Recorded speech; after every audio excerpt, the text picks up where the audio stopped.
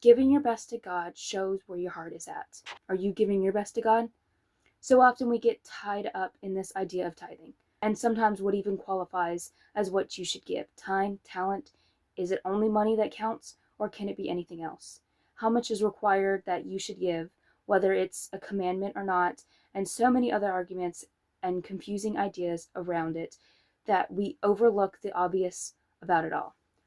Where your heart should be when giving God and making sure it's your best. I remember growing up and hearing the story of Cain and Abel and actually feeling bad for Cain.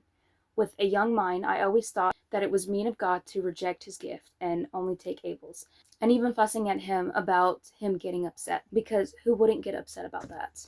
In my young mind, I focused on the gifts themselves and thought that it was sad that Cain gave what he could, his crops, because that's what he had.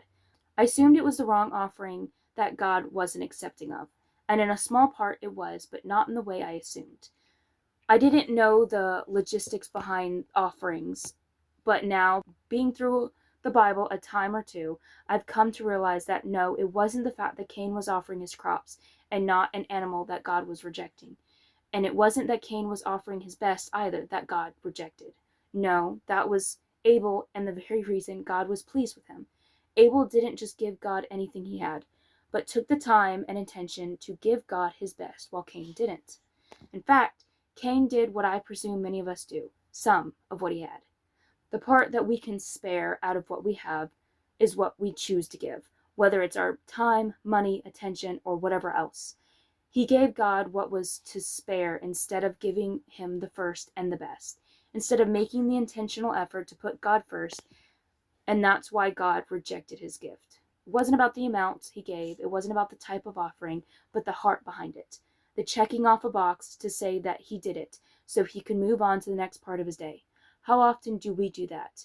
Go through the sermon, pay our tithes, read our Bible, say a scheduled prayer, and just going through the motions to get it done for the day. Having things set in place to spend time with God and worship him is not bad, especially when you're a person like me, where having a schedule and a structure helps you move through your day. But when it becomes too much of a routine that you're on autopilot instead of actually being there with him is when things need to change. Because then you should just not do it at all. God has already said in the past how he doesn't care about these kinds of worship, or how God put it in context, sacrifice. Because then it's no longer a sacrifice worthy of its name.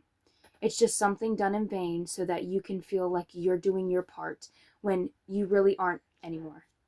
When your heart is no longer in it, or at all to begin with, then it's soulless religion that is not for God and is rejected. So I'll ask you again, are you giving God your best? God is a personal God who wants you, not your mindless worship of him, because that's not your best. God bless you, loves, and don't forget, give God your best.